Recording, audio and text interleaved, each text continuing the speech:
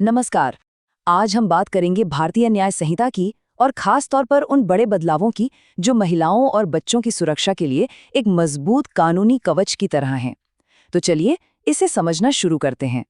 तो सबसे बड़ा और सीधा सवाल यही है कि इस नए कानून में महिलाओं और बच्चों की सुरक्षा के लिए आखिरकार बदला क्या है। चलिए इस पूरे विश्लेषण में हम इसी सवाल की तह तक जाएंगे। तो देखिए, हम अपनी बातचीत शुरू करेंगे बीएनएस के नए फ्रेमवर्क से। फिर हम रेप और हैरेसमेंट से जुड़े कानूनों में डीप डाइव करेंगे। इसके बाद हम परिवार और बच्चों के खिलाफ होने वाले अपराधों को समझेंगे और आखिर में इन सभी बदलावों का निचोड़ देखेंगे। तो सबसे पहले भारतीय न्याय संहिता यानी बीएनएस में एक पूरी तरह से नया चैप्टर जोड़ा गया है और ये चैप्टर पूरी तरह से महिलाओं और बच्चों के खिलाफ होने वाले अपराधों पर ही फोकस्ड है। ये अपने आप में एक बहुत बड़ा कदम है जो दिखाता है कि इन अपराधों को कितनी गंभीरता से लिया जा रहा है। चलिए अब आते हैं उस टॉपिक पर जहां शायद सबसे ज्यादा और सबसे जरूरी बदलाव हुए हैं, यानी बलात्कार से जुड़े कानून। धारा 63 से लेकर 73 तक बीएनएस ने न सिर्फ इसकी परिभाषा का दायरा बढ़ाया है बल्कि सजा को भी पहले से कहीं ज्यादा सख्त कर दिया है। यहाँ एक बहुत ही बड़ा और सच कहूं तो एक बहुत जरूरी बदलाव है। देखिए, धारा 63 के तहत बलात्कार की परिभाषा को बहुत वाइड, बहुत व्यापक कर दिया गया है। अब इसमें सिर्फ लिंग ही नहीं बल्कि किसी भी वस्तु या शरीर के किसी भी अंग से महिला की सहमति के बिना उसके शरीर के किसी भी प्राइवेट पार्ट में किया गया किसी भी तरह का प्रवेश शामिल है। ये बदलाव बहुत जरूरी था क्योंकि ये यौन उत्पीड़न के उन सभी रूपों को कानूनी दायरे में लाता है जो शायद पहले के कानूनों में ठीक से कवर नहीं थे। और हाँ, कानून ये भी एकदम साफ करता है कि सहमति कब सहमति नहीं मानी जाएगी। जैसे कि अगर सहमति महिला की मर्जी के खिलाफ ली गई हो, या बिना सहमति के काम हुआ हो, या फिर डरा धमका कर सहमति ली हो, या पहचान को लेकर कोई धोखा हुआ हो, इन सभी सूरतों में, या फिर अगर महिला की उम्र 18 साल से कम है तो उसकी सहमति को कानूनन सहमति माना ही नहीं जाएगा। अच्छा, सजा का क्या? तो देखिए, धारा 64 दो तरह के मामलों में फर्क करती है। एक, सामान्य मामले जिनमें कम से कम 10 साल की कठोर सजा है जो उम्र कैद तक भी जा सकती है, और दूसरे हैं गंभीर मामले जिनमें सजा और भी ज्यादा कठोर है। तो ये गंभीर मामले आखिर हैं क्या?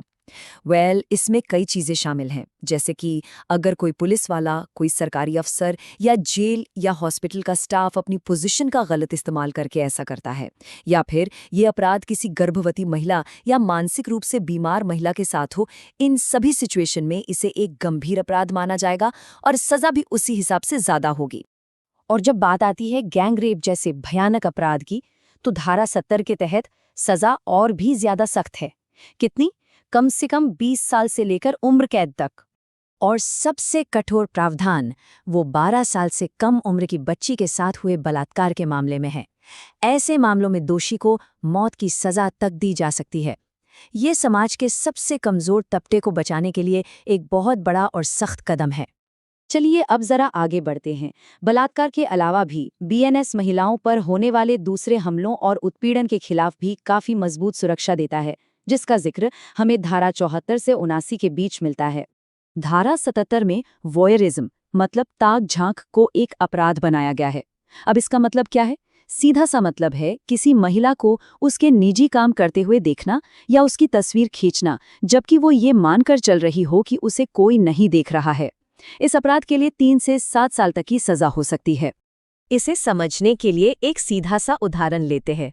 अगर कोई व्यक्ति छिपकर किसी महिला का कपड़े बदलते हुए वीडियो रिकॉर्ड कर लेता है तो ये धारा 77 के तहत एक गंभीर अपराध है।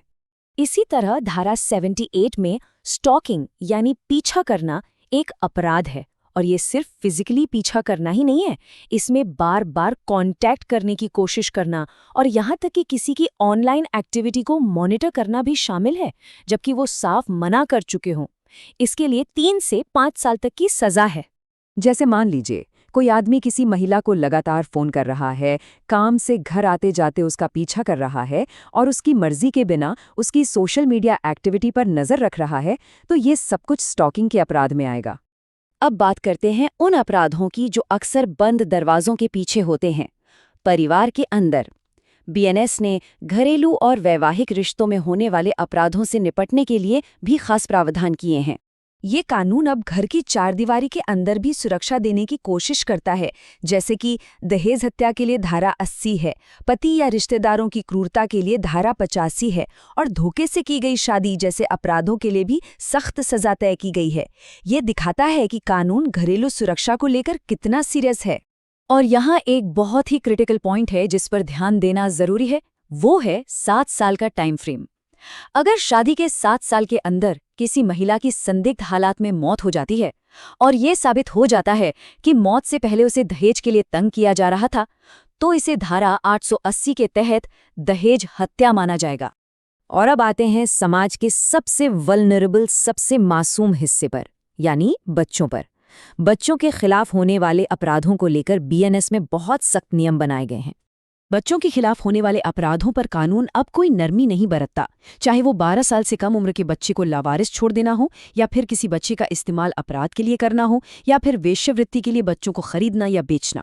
इन सभी के लिए बेहद कठोर सजा का प्रावधान किया गया है। और धारा 95 ये एक बहुत ही ज़रूरी बात कहती है कि अगर 18 साल से कम उम्र के किसी भी बच्चे को किसी भी तरह के अपराध करने के लिए इस्तेमाल किया जाता है तो ये एक बहुत ही गंभीर अपराध है और ऐसा करने वाले वयस्क को सख्त से सख्त सज़ा मिलेगी। तो हमने बीएनएस के कई ज़रूरी प्रावधानों पर नज़र डाली है। अब वक्त है कि इन सबको एक साथ जोड़ कर देखें कि आखिर बड़े बदलाव क्या हैं और उनका असर क्या हो सकता है। तो अगर पूरी बात को समराइज करें तो क्या निकल कर आता है? पहली बात, बलात्कार की परिभाषा अब ज्यादा व्यापक है। दूसरी, सजा खासकर गंभीर मामलों में बहुत ज्यादा सख्त हो गई है। तीसरी, स्टॉकिंग और वॉयरिज्म जैसे अपराधों को साफ साफ परिभाषित किया गया है। और आखिर में घरेलू हिंसा और बच्चों के खिलाफ अपराधों के लिए एक मजबूत कानूनी ढांचा तैयार किया गया है। और आखिर में एक बड़ा सवाल जो हमेशा से रहा है, क्या कानून समाज को बदलता है या समाज कानून को? खैर, भारतीय न्याय संहिता जैसे कानून एक सुरक्षित समाज बनाने की दिशा में यकीनन एक बहुत बड़ा कदम है, पर असली बदलाव वो तो तभी आएगा जब कानून और समाज दोनों एक साथ एक ही दिशा में आगे बढ़ेंगे।